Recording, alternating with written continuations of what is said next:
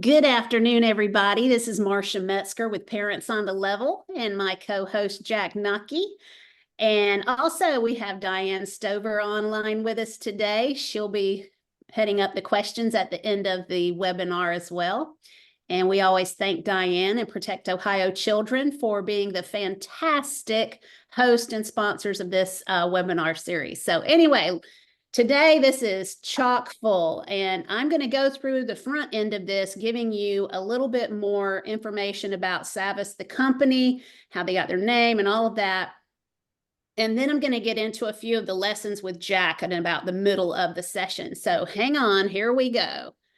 All right, so right out of the gate, what I want to tell you about SAVVAS learning is there's an exhaustive list of negatives to cover. All right, so one of the things I want you to see here is that DEI, as we found out last time when I did the first session, because this is part 2 on SAVVAS learning, DEI is foundational to SAVVAS. That they are totally upfront about this.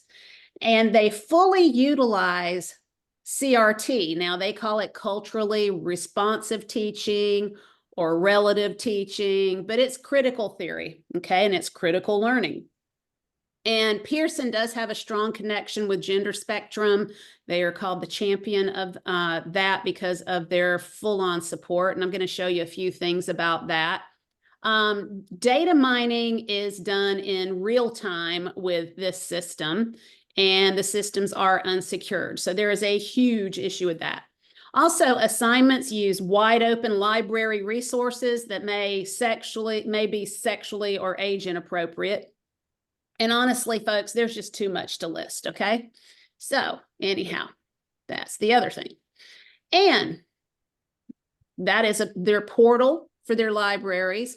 And it's just one of them. They have other programs, but this is just one of them. You can get this library wherever you go if you're connected, and internet-wise, and the kids have sign-on. One thing about online libraries too, and this could be in several different systems in America, your home, you might say, oh, my kids are good, I got a filter and all this, but your home, the filter on your home may be reading that this is fine for whatever books they access through this, because the filter is reading that this is the school website. So just be aware of that, and you need to probably, if your child can bring that laptop home where you can go through it, that would be a good thing for you to do. Some of the teachers are saying, we don't give homework. Well, you might want to say, well, I would like for my child to bring their laptop home so I can look through it. And that would be a way for you to be able to get this, possibly without having access codes. It's worth a try. All right. Okay, so here is also some information about SAVVAS. They have their frequently asked questions. I thought this particular screen was just a little interesting. It tells us a little bit about the change from Pearson to SAVVAS Learning Company. So it's, why has Pearson K-12 Learning changed its name to SAVVAS Learning Company? Well, the public launch of our new brand name, SAVVAS Learning Company, marks the final stages of a rebranding initiative that began last spring. So pretty much the way that this has been showcased is as a rebranding, okay? So not really like it was a sale in some respects. So this has created a little bit of confusion. So I just want to tell you about this so you will understand, for yourself, how people are looking at the company and the change itself, because Pearson has been a foundational name to our education system in America for decades. So they talk about the pronunciation. Savvy is how they like to bring their name about.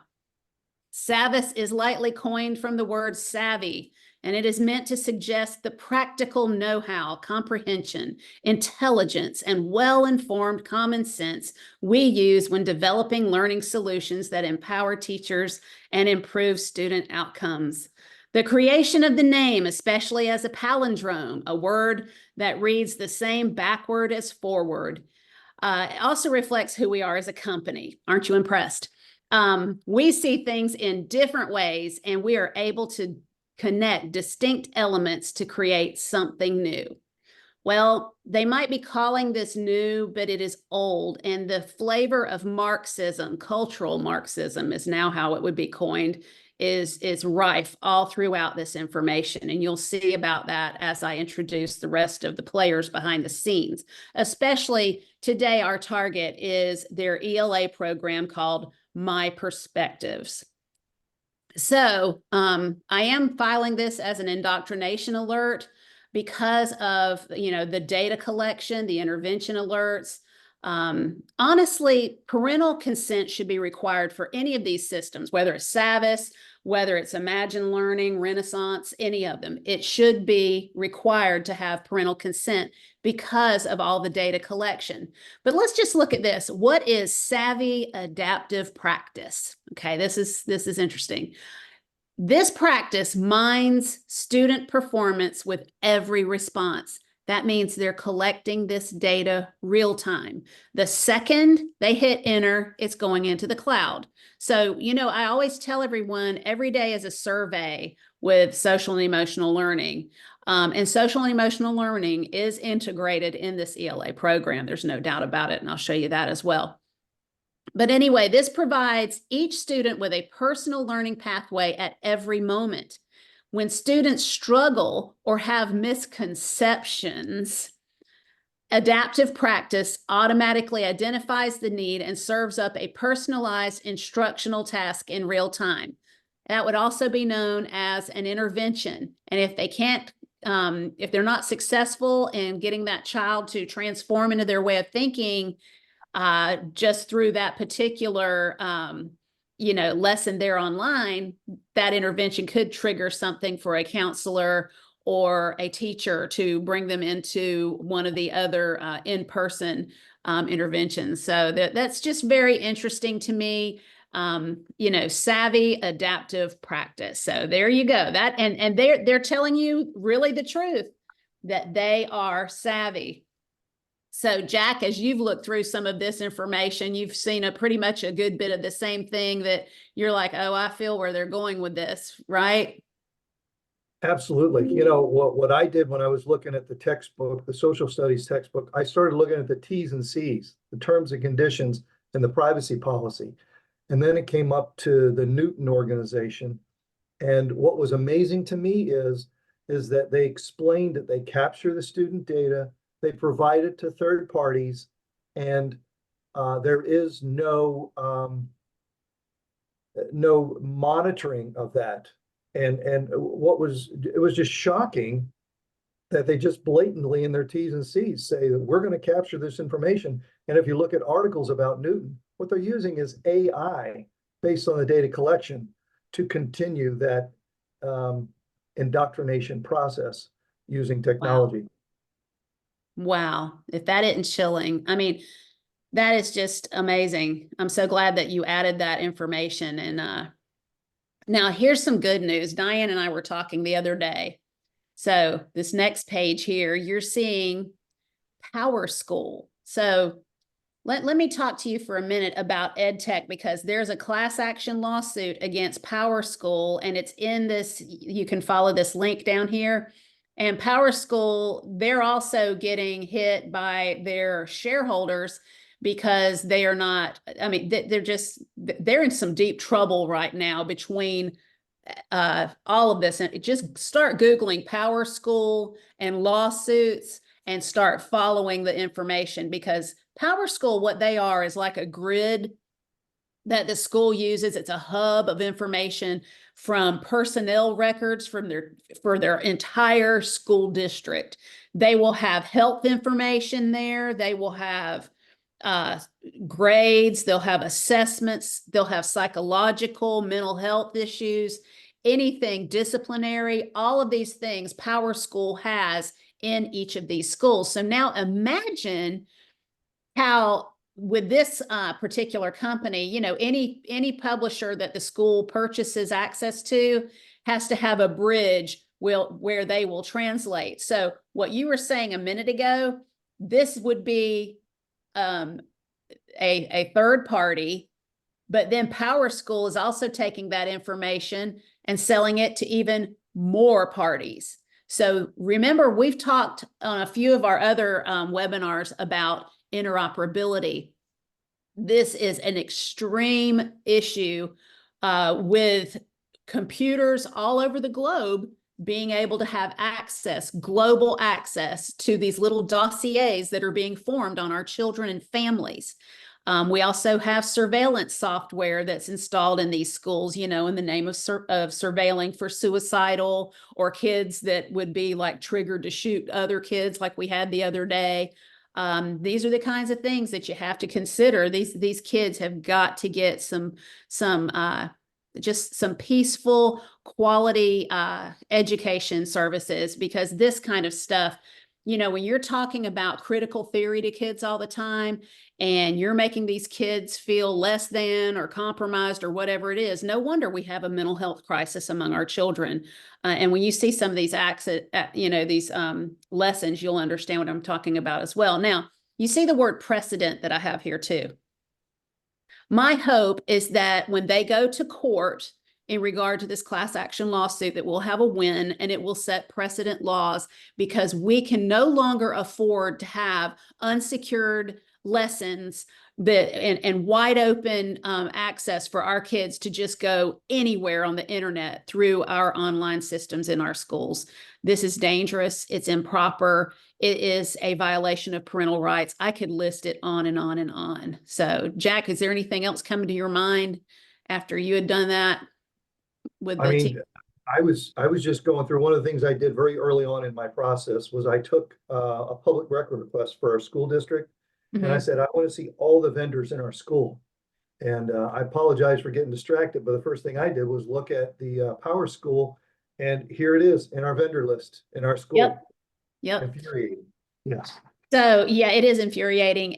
But yeah, please go to localnewsmatters.org is where this is. And this will be up on the website, this afternoon sometime when we get the video uploaded. But this right here, I am hopeful that this will set some precedent, and hopefully Power School and a lot of these other, because it shouldn't be just on Power School. This is with just about any of these publishers and ed tech systems right now. They are all violating parental rights. It's just a no-brainer. All right, so that's part of it. Now, here's the other thing that really is interesting to me. You know how the media can recreate anybody from worst to first? I think we've all got a flavor of that lately. But let's look at this. When you've got SAVVAS Realize, and that's one of the access that you can purchase, and they have 1 star, and yet Cody and all of these other ed tech gurus have given SAVVAS Learning Company accolades beyond belief. And they've won all kinds of different awards and all this stuff, and yet their users can't stand them. So look into that as well. Okay, this was a graphic that we also have on the PDF that posted last month. That's their foundation, corporate social responsibilities involved in everything else too.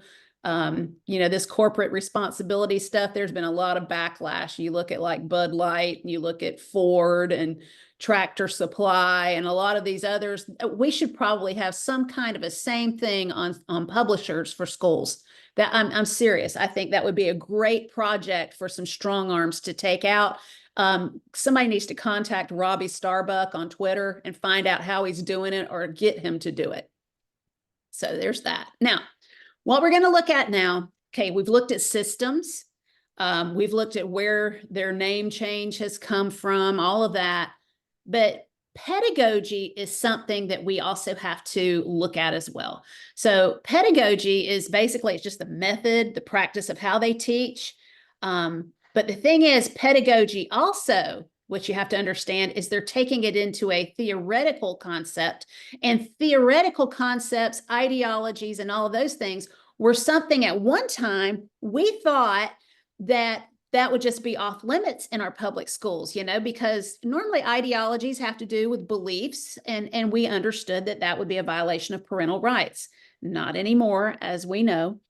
So, but the CRT pedagogy, which they're going to call culturally responsive teaching. It means using students' customs, characteristics, experience, and perspectives as tools for better classroom instruction.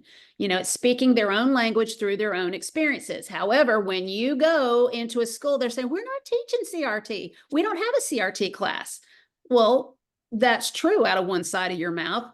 But then when you look up here in the top right corner, we've got this pedagogy going on. This is the method we're using. It might not be called a class, but we're going to do this, and we're going to use diverse topics. Now, do you recall how we talked about introducing diverse topics before? Be thinking about that, because we're going to cover that in just a minute. But this was the news release. I mean, guys, they let this go on the news that this is their pedagogy now. So culturally responsive learning initiatives, SAVVAS Learning Company, how any school district has allowed this to happen, and knowing this up front, or they're just not paying attention. I don't know what the situation is, but this came out in 2020. So if your school bought this post 2020, they did not, and they say, oh, we had no idea. Well, they've not, I mean, they're either negligent or they're woke, one of the two, because that's just where we're at. So let's look at this. This is the meat of the article. University of Washington-Madison's Gloria Ladson-Billings named to the advisory board for SAVVAS Learning. Guys, she created this resurrected form of CRT. And so this is cultural Marxism on steroids. And you know, I'm not going to take the time to read everything about each one of these articles, or we'd be on here for 2 or 3 hours, and we don't have time for that. But what you can do when I post this tonight is you can come back to each of these screens and read them. I suggest that you do, and I have links for all of them posted as well. But we're looking at, when you're seeing someone named Gloria Ladson-Billings, and you know that she's the pioneer of this in this modern age right now, that should also alarm any academic administration. I'm sorry, but K-12 schools should know this up front. So that's what you need to learn. Down here in the third paragraph, culturally responsive learning is critical for increasing student engagement by engaging student voice. See, they're teaching the children to be, teaching them in activism, teaching them how to use systems for their advantage. We want our curriculum to be a tool to inspire that student voice in an authentic way and to create opportunities for students to share their rich cultural backgrounds, said Bethlehem Forsa, CEO of SAVVAS Learning Company. As an extension of our core values of expanding equity and empathy, culturally responsive learning must be woven into everything we do at SAVVAS, from the curriculum we build and the professional learning we offer teachers to the training we provide our employees, who are the heart and soul of our organization. So to help on this, in this research-based, real-world approach, they have appointed a board. And these board members include, here's the next one. We have Katie De Los Rios, Gloria Ladson-Billings, Ernest Morell, who I'm going to really do the deep dive on here, Teresa Santos Volt, and Kate Seltzer. I am not sure if I said all of their names correctly, and I apologize if I didn't. So anyway, we're going to look at, we already know who, we've gone over Gloria Ladson-Billings.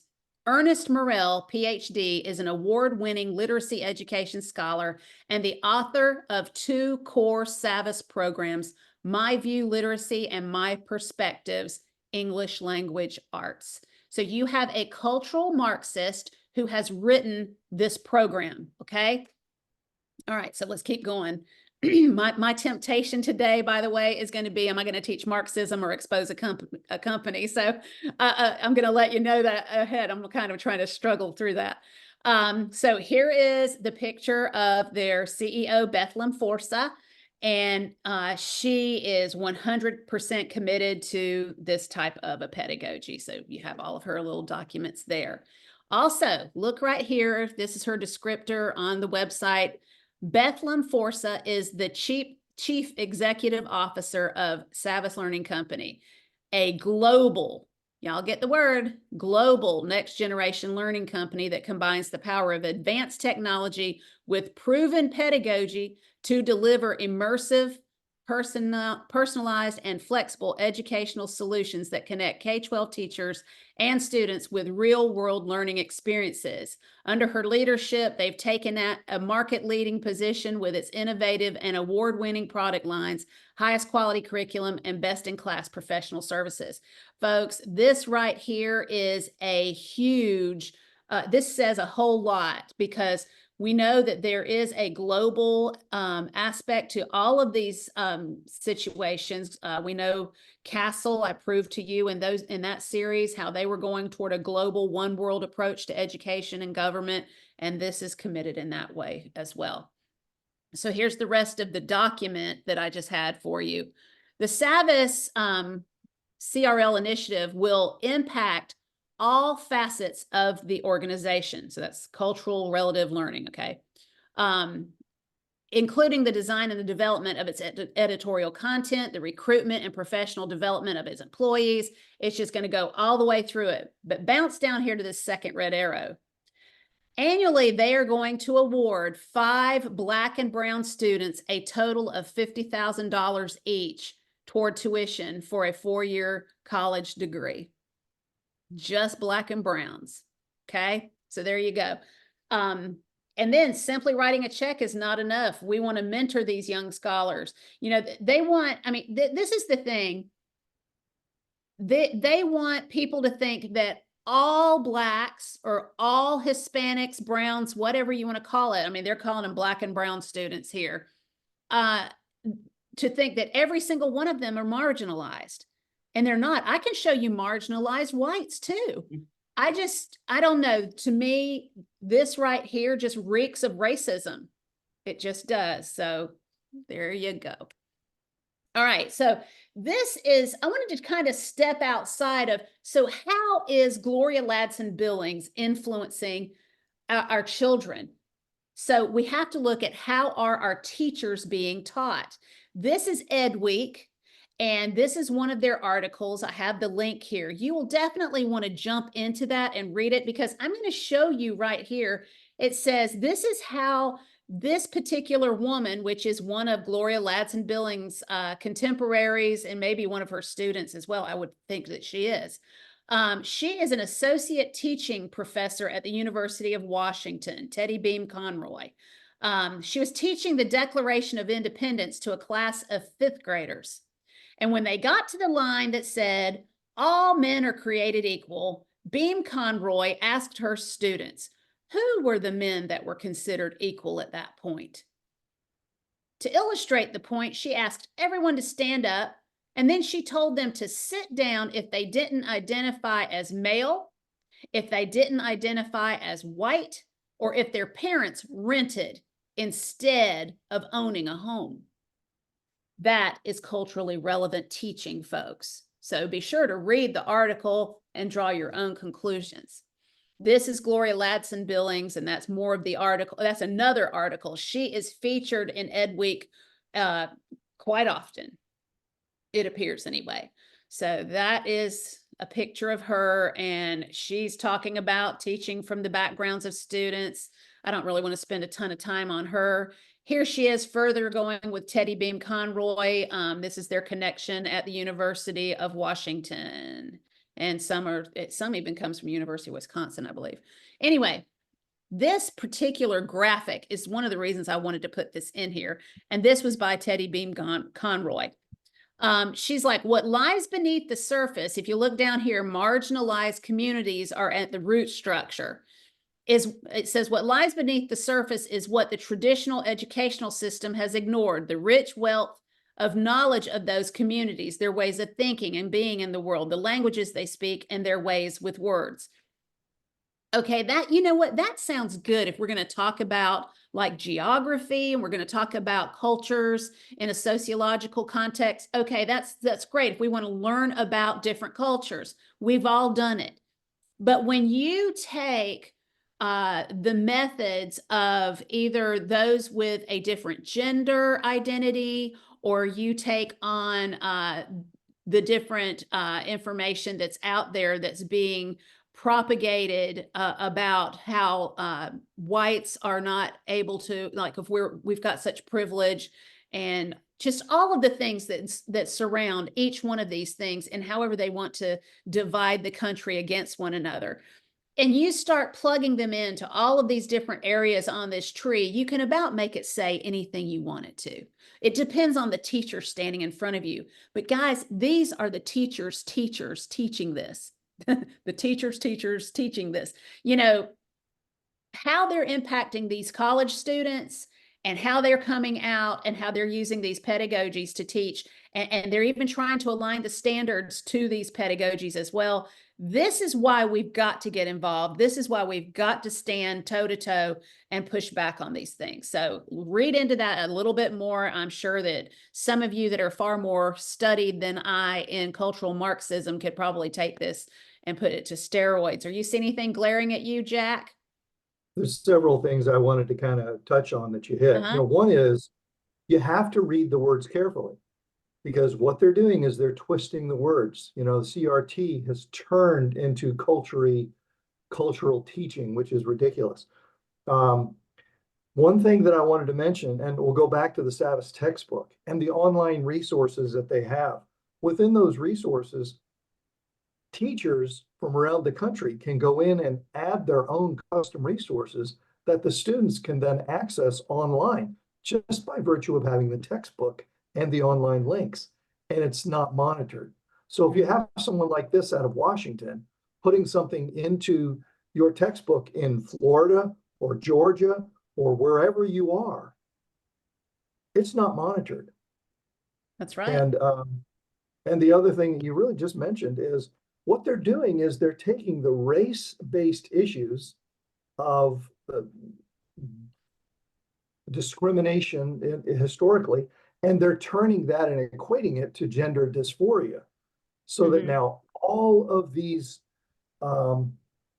disability groups that they're calling them now, gender dysphoria is equated to race, and they're trying to bring all of those teams together. And it's an interesting way that they're subtly doing it, so you won't even find it. When I took these types of things to our school board contesting that's the SAVVAS textbook, they ignored it.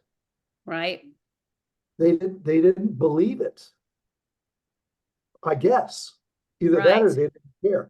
Because So the now state you of take Florida, this document to them and say, this is proof. This is your pedagogy. yeah. Well, I'm So going to do you have a that. solid document to use now to say, oh, wait, no. And then not only that, I have a document. And then now also I have the fact that you're either negligent by not knowing or you're untruthful, one of the two. These are our children we're dealing with. We should be gatekeeping, right? And, it's not like you want to come across obnoxious to them, but you're just like, listen to me. This is real. So here it is. Now wait till you see more. All right, let's keep going on this. So, y'all, I wanted to put this out to you as well. This is LinkedIn. And if you're not on LinkedIn and you're investigating things, LinkedIn and Twitter is where I find the most information. So her LinkedIn, my goodness, what she confesses on here.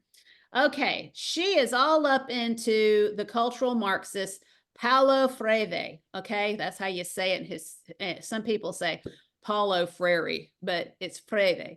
So anyway, she says here, listen to this. My work as a teacher and teacher educator, which that should scare you to death, in urban, multilingual, and multi-ethnic public schools is guided by one essential question. How do teachers prepare young people for full participation in a society that does not always value their ways of thinking and being in the world, and in extreme cases actively works to eradicate their very existence? Perhaps, folks, this is why we have children with mental problems in schools that are triggered to do horrible things. As a result, my philosophy of education resonates with socio-cultural theory and critical approaches to education, most particularly the work of Brazilian educator Paulo Freire, principally Education for Critical Consciousness, 1974, Teachers as Cultural Workers, 1998, and certainly Pedagogy of the Oppressed, 1970, 70, and 2000, and Critical Race Theory, which Yoso, 2005, defines as a theoretical and analytical framework that challenges the ways race and racism impact educational structures, practices, and discourses. You know, folks, when you come down here and you see her saying effective teachers engage in practice or praxis, that is putting the pedagogy into practice and putting it into these children to where they would never depart from it. This is brainwashing. Do you have a point on that one, Jack? How does that strike you? I'm just, I'm blown Astonished. away by what they put in here, and they get rewarded for it with these roles. Yeah. The word practice is new to me, and I'm just, I'm astounded as to what they're doing with that. Yeah, this is all of these people are related, and this is what they're teaching our teachers. So now let's look through here. This is her other part of, again, where it links both Teddy Beam Conroy and Gloria Ladson Billings. So Gloria Ladson Billings pretty much has helped probably format Teddy's train of thought and a lot of this stuff as well. So, you know, this is Education Week. This is across the board. So whatever publisher you have, these are the things that are coming across in these particular systems. Now, down to Ernest Morrell, the author of these books or these lessons. He spent 7 years, y'all, Teachers College. How many times have I talked about Columbia University and the Teachers College? Folks, when you look at Pete Hegseth's book, Battle for the American Mind, I think is the name of it. Is it Battle for the American Mind? Pete Hegseth from Fox News. He did a phenomenal job on this particular book. Anyway, he talks about how the Teachers College is pretty much, there is a huge communist element there, and links them even to the history of the Frankfurt School. All right, so Morrell advocates engaging young students of color by inspiring them to engineer social change. Now, this makes me think something pretty serious. We have, if you're in the work of sex education, there is a particular company that partners with Planned Parenthood named SECUS, the Sexual Education Information Council of the United States. Anyway, that is their tagline too. Sex ed for social change, folks. Social change. Keep that word and understand it. Social and emotional learning, social, all of this. And it should just say socialist emotional learning. That's basically where it's at. So you can see all this about him. I've got links that prove that he was with the Teachers College, and there is his part of his CV. You've got him Director for Institute Urban and Minority Education, Columbia University Teachers College, 2010 to 2017. All right. And so now, this is his book, Critical Media Pedagogy. He's written others. He partnered with people, and I have the book right here. And here it is showing it was, wrong page, published by the Teachers Press. Yep. So this particular book, when you look at the very back of it and you see what all is written on here, and you have people talking, hopefully you'll be able to rewind that later on and freeze frame it. It's basically, I mean, it's very interesting how it says, in this important new book, the authors present a compelling case for broadening the way we think about literacy in relation to the new media. Okay, so remember media literacy when we did Newsella? Think media literacy here. All right, so anyway, through compelling case studies, they examined the ways in which youth engage this medium, both as active participants and producers of new original content. The result is a new way of conceptualizing literacy, one that will push the reader to reconsider how we think about youth, particularly urban youth of color and their capacities for learning and critical thinking. So lots of information in this book if you care to look at it. I don't recommend it. But anyway, pretty much critical media literacy in this particular, my perspectives, the way they're teaching this, they are teaching it through media resources that fit their narrative. Okay. And they, like they said, in real time, and if they get a misconception, remember back in the beginning of this session, I said, I'm going to get to this again later on. That's what they'll do. If they are not coming up with the right answers, if they're just coming up with answers based on, like, even if they're like, no, I believe this, and you're saying this, no. And if they keep that way, that could develop them another lesson on the same thing until they give them the answers they want, and or have an intervention for them or whatever. That's what transformative SEL is all about. Is it making sense? What do you think, Jack? Can I just add something, just for the folks who Yeah. haven't looked at necessarily the SAVVAS textbook yet? SAVVAS Realize is one of the online tools. The textbook has, the one that I looked at, has a dozen different organizations, including NBC News, totally safe, SAVVAS Realize, and several others that they put this information into the book, and then the child references an online, snaps a shot, and it comes up on their phone, and they get access to all this additional material. So even though we found some things in the textbook that are pushing the envelope pretty badly, what happens is the stuff that's really out there is behind the curtain.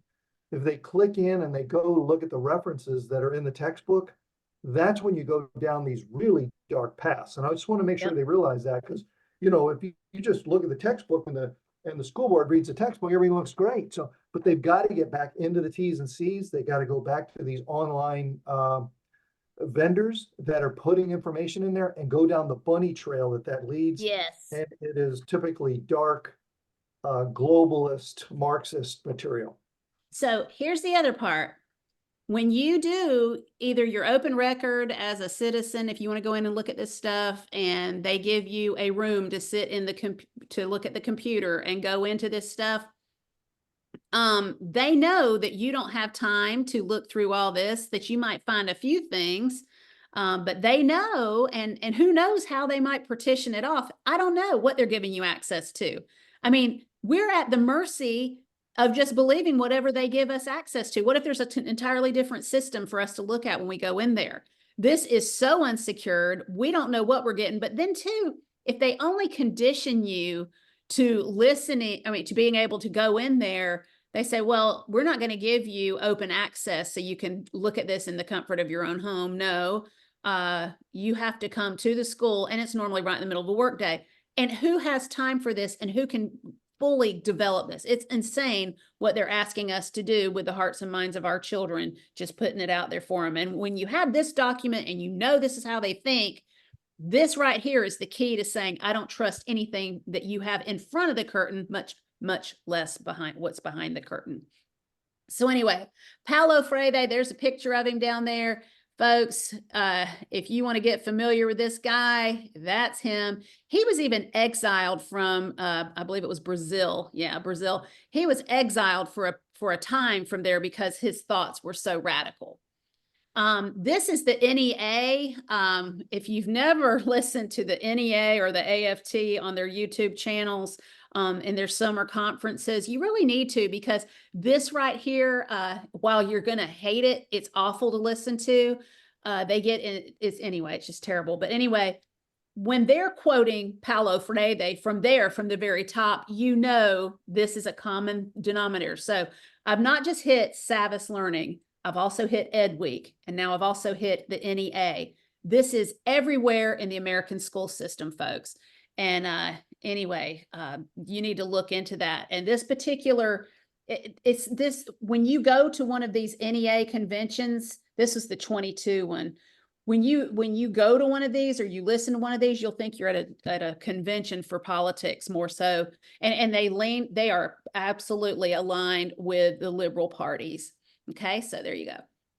So back to our lovely author. He's very bright and brilliant. I mean, he's well studied. He has earned a lot of different degrees and stuff, whatever. But his area of interest and study is post-colonial and global interests. Also, he's interested in the African diaspora.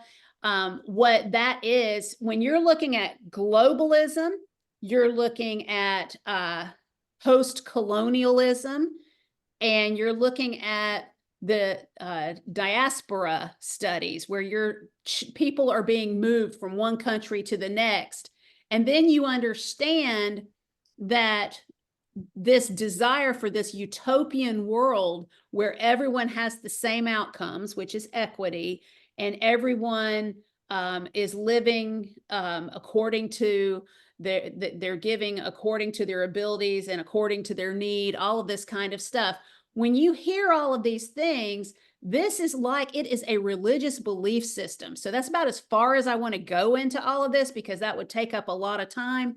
But look into some of this behind the curtain on these particular people because this is what's driving the American school system. Now, someone that really puts a lot of this information out there and just breaks it down, but I recommend that you get a lot of coffee if you're going to do this. James Lindsay, he teaches this. He's got a book, The Marxification of the Education System in America. Look him up. He will help you understand a whole lot of it, but I have to stay on exposing the company instead of talking about these ideologies that shouldn't even be in our schools. All right. So onward, he is also a professor for the University of Notre Dame. He's involved in their diversity, equity, and inclusion measures there. Assistant dean for it, folks. Notre Dame is a Catholic university, and he is all up into the Alliance for Catholic Education. So whatever that means, I would recommend those of you that are familiar with the Catholic Church to look into it. And there's more information about him that you can come to as well. So I just wanted to get those up on the board for you to see. My perspectives is the issue at hand right now, and I only have a few minutes left. So let me keep this going. If we go a little bit over, if you need to drop off, we understand, but just remember it will be posted later on tonight on the website, parentsonthelevel.com. So lessons are purposefully designed to have the teacher shift from instructing and teaching to facilitating and then to advising and to assessing. All right, so these steps align with the 5 competencies of the CASEL, CASEL 5 competencies. So there you go. Here is my perspectives unit structure. So you've got to understand how they're structuring this, what their pedagogy is, how their system works in order to understand fully how bad these lessons are. So we're looking at the different levels of the unit. So let's go through a reminder of what the CASEL 5 competencies are. Y'all take a breath a minute here. And I know this might be making you go, oh, but just hang with me. You've got the 5 competencies. And remember when I told you about the competencies that they were kind of a progression to go from one to the next, and you get to the end and you're making responsible decisions according to their decision-making principles, and that would represent full transformation. Well, in this one, they do it just a tad differently. What they do is they have what they call backward learning, and I read that in one of his PDFs that I've downloaded from Ernest Morel. But the way that they have done this is they go from self-awareness and then they go into whole class learning. And when you look at relationship skills, social awareness, self-management, and you're looking at how the diverse topics are introduced into the classes, you're going to empathize with others, including those from diverse backgrounds. You're going to effectively navigate settings with diverse individuals and groups. And then you're also going to make caring and constructive choices about personal behavior and social interactions across diverse situations. We're using peer pressure in order to get kids to transform. Think of that. So let's just think peer pressure, okay? Peer pressure, that's what we need to look at. All right, so when we're looking at self-awareness, say that you're talking about a diverse topic. We've always kind of picked on transgenderism because that's probably one of the most fearful things a parent has. So they become self-aware when a unit is introduced and empathy begins to build. They take this particular person, character, and they start to build empathy. The whole class starts learning that empathetic response to that particular situation. And then you drill it down into the small group with the backward learning. And it's further enforced to everyone in that small group, and that peer pressure is building. So then there's independent learning and reflection. It's kind of like the altar call of it. What am I going to do here? You know, I've got to make my decision on it. Then you've got, you know, responsible decision making is right there. They're going to make the choice. And to make the grade, they know what the teacher is after. They're going to put that answer, and they'll keep compiling and being worn down over time. That's what this does. So understand that it all depends on the teacher. It all depends on the lesson at hand. Now, let's look at some lessons. So this was one that they literally had this one on one of their instruction videos. And I just zoomed in on the lesson, and I went out there and found it on the internet. Let's read this particular lesson a little bit. America is an improbable idea, a mongrel nation built of ever-changing disparate parts. It is held together by a notion, the notion that all men are created equal, though everyone knows that most men consider themselves better than someone. Of all the nations in the world, the United States was built in nobody's image, the historian Daniel Boorstin wrote. That's because it was built of bits and pieces that seem discordant, like the crazy quilts that have been one of its great folk art forms, velvet and calico and checks and brocades. Of all of the many, one, and that is the ideal. The reality is often quite different, a great national striving consistently, frequently of failure. Many of the oft-told stories of the most pluralistic nation on earth are stories not of tolerance, but of bigotry. I mean, folks, I'm not even going any further from there. This is cultural Marxism. And you can go on, Newsweek has this, you can go on and read this entire story. And you can imagine the person that's dedicated to culturally relevant teaching theories, how they would develop this, how they would develop their little arsenal of groupies there that would relate with them and believe this lock, stock, and barrel.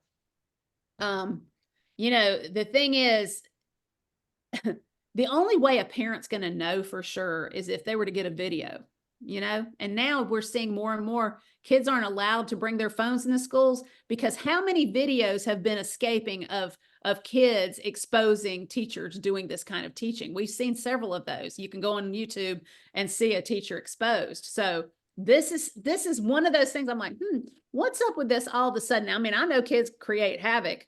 They wreak havoc with their phones too. So I know there's a bit of both, but I'm like, there's something interesting that might be going on here too. So I just wanted to kind of touch on that just in case. What do you think, Jack? Yeah, no, I think you're right. There's a lot going on in the schools that we don't know about. And I mean, this article itself is just a horrible example of the messaging they're putting out in the schools. And before we finish, I want to share something from the social studies test, so the textbook. So when you're ready, I'd like to share kind of that last point from. Okay. You know, all right. Let me share just a couple other things. And folks, we're probably going to go over, but I think it's well worth it, because to understand how this is designed, this pretty much, this particular session on SAVVAS today, it's not just exposing SAVVAS. This is exposing a lot of these companies. We just don't have access yet. So that's what you have to remember. All right. So now look at this one. This is in the grade 6 documents. I got these printouts from Tift County, Georgia. They printed out a stack of stuff, and all of this is pretty much online, I think, anyway. But this was one of the articles that they were using to teach 6th graders. Declaration of the Rights of the Child, the United Nations General Assembly. Now, I'm going to tell y'all something. Well, let me point this other part out down here, too. It says, note, information content provided subject to change. That is on the bottom of every single one of these lesson plan sheets. Okay, that's just right there. Just right there. Note, information content provided subject to change. That shows you they're wide open. So then you've got your small group learning strategies: prepare, participate fully, support others. They are graded on how they participate.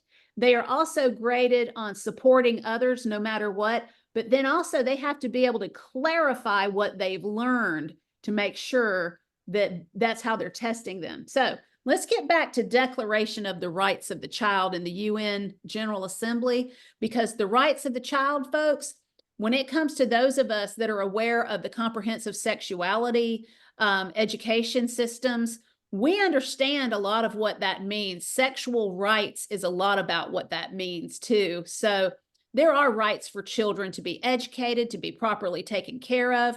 And that particular document back then in the 1950s, I think it was 59 or something like that, that particular document probably was a little bit more geared toward holistic living.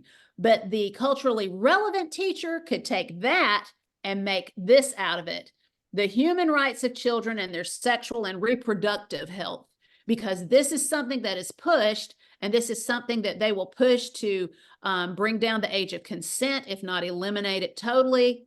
And so this is something you need to be aware of. Anytime you see something talking about the rights of children, many times they're driving home the point of taking the rights of parents and diminishing them. So just keep that in mind, because we have a strong push by this liberal context that we're in today to allow children to be just as sexual as they want, because they believe that children are sexual from birth, and it's just a fact. So, and I can prove all of that. All right, so this is a school board member in Peoria, Illinois, and she found this book, Pearson. She found this book, and it's SAVVAS. When it bought Pearson out, she was saying that she wanted to bring this to the attention of the school board there, saying that they're just talking about, let's sum it up. We know now that sex is not a binary state. Okay, so we're just totally gender identity all in their science books and everything else. So you have to know that some people think because this isn't, if they're not on digital systems, they're on books. You still need to go in and look at the books too, because SAVVAS does sell books still. So you've got to look at both of them. This particular one was a book. And anyway, this textbook in question, SAVVAS withdrew themselves from it, saying, no, this was not our part of the company. So they denied this part being theirs. They tried to distance themselves from Pearson. But I find it very interesting on SAVVAS's website, they actually they take ownership of the 100 years of Pearson here in the United States as a selling component for their products. And if they're going to do that, they need to take on all of this too. So folks, you just need to understand there's some gray areas that SAVVAS does not want to own about Pearson because of Pearson's connection with the gender spectrum. So you need to understand that this particular information here, it's still very real. They still are pushing, if they're pushing culturally relevant teaching, they're also pushing gender ideology, inclusion of all. And that's what they're talking about. They will try to minimize this in the K-12 arena, but it is there. So also we have it to where the learning management system, that's an LMS, open LMS. Pearson has even worked with Tavistock and Portman's Trust as online learning partners, okay? So there's a strong connection between them there. Now, Pearson is headquartered in London, England, and Tavistock Health Center is located in London, England. At one point, they were shut down because of their gender ideology methods, giving these kids puberty blockers, all of this stuff, but they are about to reopen. So that it's just a really bad situation here. But this is the company that we're dealing with. This is the roots of this company. And we need further clarification of just how separated SAVVAS and Pearson truly are, because that's just a concern to me, because one way they're saying they're just rebranded, and then another one they're saying, oh no, we're pretty much, we've sold and we've purchased. You can make a transition like that, look that way, and still own the material and promote it. So I don't know, we've got to have a lot more clarification on that part. So anyway, there's more about here on that, and clarifying their name and where they come from. Reading with Relevance is another ELA program they have. When you read this and they talking about, it's basically racism, all of this stuff. They are licensing mature content because they say it's relevant, reading with relevance. This is geared more towards some of the states that are far more blue and pretty much geared toward liberalism. So I'm letting you just know that up front. So, all right. So this basically, educators that are complicit and are not speaking out against this pedagogy, I would say they should be considered woke. And I love this acrostic that I've seen online in several places: willingly overlooking known evil. Folks, it's evil to pit our students against one another. And I know Jack feels the same way. I mean, Jack, what was the thing that you wanted to share about this other educational component? You said social studies? It dovetails with exactly what you just mentioned, because I looked at two different series of books with SAVVAS. One was English language arts, and within English language arts was reading with relevance that you had just mentioned. And it's all about social justice. And one of the things in their materials talked about identity, and it talked about helping students understand how they negotiate their identity in multiple spaces. What a confusing statement to try to give the kids. It's no wonder that they are confused. And it talks about the lives and experiences of young people. Earlier, one of the quotes was the teachers were talking about their own experiences. What they're doing is they're introducing things that are not educational. Right. And they're talking about identity changes. And your point here, reading with relevance, is bringing in Ghost Boys, which is one of those books that has been removed from school libraries, and they're sneaking it in through these books. And the other one that I wanted to just touch on, it's not the CRT, but it's this social studies book.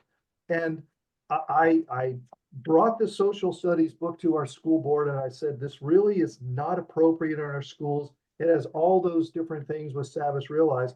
But I'd opened up with page 2 talking about hominids.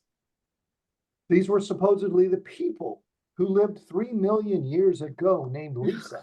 And I'm like, where is this ever validated in history or research or anything? And it isn't.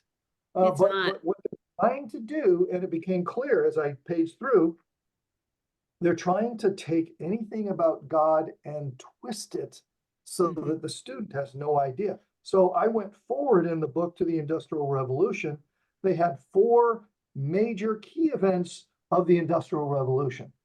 And they listed out as the steam engine, the first successful steamboat, and then they included the Marxist manifesto of the Communist Party.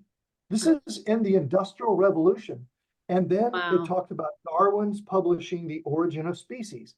And I'm like, these themes are going throughout the book, confusing the students. These are not Industrial Revolution subjects. They are pulling the Christian belief and the Bible and that God created the earth and putting in these things about Darwin, origin of species, and other methodologies. So you have to look at them critically and understand that it's in the book and it's in all of those other materials where they're trying to put this methodology in. And it just astounded me that it was so obvious in the book.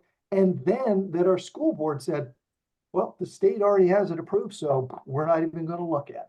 That was just I think this bizarre. involves, I think, Jack, I know for you and me, I think this involves a trip to Tallahassee, honestly. I think we need to make the appointment. Yep. Because, you know, I think you. we need to, I think we need to do that. And I think that there's probably some precedent that needs to be set on this. Every Because state house in the country, yes. this is absolutely mowing down the parental rights of so many people. And you think about our children, no wonder they are having a mental health crisis. It's creative. I mean, it's so sad. If you do not know where you come from, you don't know that you're created in the image of God, I mean, and the way they've poked fun at creation just through what I've read today. Guys, I was barely looking for anything. All of this was just right there on their websites. You could probably go in there and find other things. So this is where we are, and I'm really concerned. I mean, and the fact that right here on this reading for relevance, these, and the thing about this, while this might not be in Florida right now or your state, it could be. This is in California. I know it's in California. Who knows where else it's been adapted, or adopted. Reading with relevance book sections are designed to provide students. I mean, the question is, how do you handle community or parent concerns around controversial book content? And it's like, they may include controversial themes, mature content, and/or profanity, particularly in our selections for high school readers. Many educators specifically seek these titles because they know their students are wrestling with these topics. So they're just going to interject as the moral equivalent of a parent and take this kid into these situations. Guys, that's inexcusable. So there's your information on that. And you know, what affects California, it will impact the rest of the nation eventually. We all know that because we're suffering from it right now. All right. And, you know, they call this a moral imperative. We consider providing diverse books to all students a moral imperative. I don't even have to, I mean, y'all, I'm not accusing them. They've written it. This is on their website, Reading for Relevance. Okay. All right. So again, educators that are complicit. You know, I thought this acronym or acrostic, I'm sorry, at first was a little simplistic. It's not. That says everything. Why are people willingly overlooking known evil to keep their job? Just to try to have a false sense of peace that they don't have to do anything. I mean, folks, I couldn't believe it. I'd go to some school board meetings and there wouldn't be one parent in there, not one. I've been to several like that in Tipp County. Our kids need us to stand up and push back. This is how we've been. This is how the church has been about this issue. Folks, I have tried to give pastors and leaders in denominations my book for free. They don't even read it. They don't even look at it. There's no sounding of the alarm. So here's what you do. Prepare your thoughts, go to school board meetings, meet with your superintendent, show him your findings, show him this webinar, file open record requests, review curriculum, host events to expose these theories, share this webinar, vote, call your legislators, make appointments. This is it's work, but this has to happen. Build a team in your area. Bring them over to your house, you know, throw some burgers on the grill, have a meeting, show them this stuff. Our kids, they're going to be on their knees in the future if we don't stand for them right now. So you have my permission. I'm going to upload this as a PDF. I don't have my copyright information on this anywhere. I don't care how you use it. Just make it in a slide presentation, use it in your area, and get the word out. So that's all you need to know. Next month, this should be interesting. It's the scary month, right? October.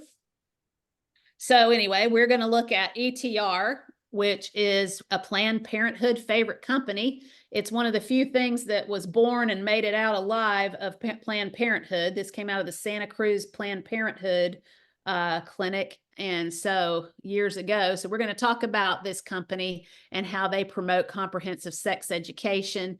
Health Smart is aligned with Castle 5 competencies, so we're going to look into that a little bit too. So anyway, we're going to expose the SEL and sex education next month, and I hope that you will join us. Jack, thank you so much for your input today. You have any final words? Yeah, final words. The first thing you want to do to get to that list that Marcia put out, go to your school district and ask for a list of their vendors. Yep. Because they're going to tell you, we don't have that here. We're a conservative board. You know, we're Christians. Everything's fine. Go get a list of those vendors and then start looking up from parents on the level who those vendors are, and ask for the contract, or ask for an opportunity to look at the book and then see what you find in there. It's going to blow your mind. It's in every one of your schools. That's right. Every single one. The American school system is definitely compromised, y'all. We have got a lot of work to do to get this turned around.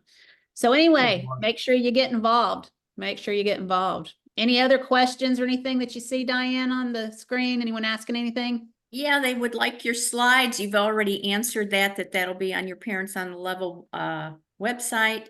Can you provide a link to the Newton terms and conditions stating that data goes to a third party?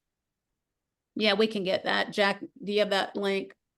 You can link that to our website. We have a full comprehensive section in there of everything about that book, which includes the Newton. Okay. T's and C's. Okay. And And I then think that's already in the PDF that we posted last month, right? I think we posted it in the PDF last month, but if you'll check that, make sure it is. If not, just give me a text and I'll get it out. What else? Okay. one of the attendees today says, I have requested access to review curriculum, and as a board member, I'm being told I must go in to review the curriculum under their supervision. Yep. Oh, Yep. You make it part of the story, school board member, and tell it to your constituents. I know that's ridiculous. I mean, I might would even go to your local newspaper on that one, girl or guy, whoever you are. I might would even go to your local newspaper on that one. Yeah. Call me. I'll talk with you. I'll strategize with you, or call Jack. All right. Any others? That's it for the questions today. I guess I would just make a comment from my perspective. Even if we fight the Marxist piece, there's the sexuality piece, there's the gender piece, there's the Title IX, there's the books. It's such a toxic soup. And we've got to get the parents and people involved. It's not a spectator sport. We've got to get people involved to stop this. It's like whack-a-mole, but we have to be in the fight. That's right. Exactly right. So, guys, you know, I tell everyone, take the Lord by the hand and ask him where he wants you to serve. And just know, I tell people this verse all the time, and I'll say it again. I've probably said it to you on other webinars. It's Proverbs 21:30, and it says that there's no wisdom, insight, or plan that will succeed against the Lord. So take that to heart and hug your babies tight. And if you can find an alternate way to educate them until we can get this stuff turned around, I would certainly do it. But that still doesn't excuse you from the fight either. We've all got to stand up for the kids in our communities. They're producing our leaders of tomorrow. So with that, I guess we can close out. Are we good? Yeah, we have just one last comment that came through. I helped review some SAVVAS science materials in Indiana last year. This info is so helpful, and thanks for putting this together. It's easy to share this format. Oh, wow. You're welcome. And if you want to email me and share your science stuff, if there's anything we can upload to this, our own little dossier against them, feel free to shoot it our way. Okay. All right. As always, everybody, we're in this together, and feel free to email and chat with me about things. I love to hear from you. All right. Take care. Thank you. Bye-bye.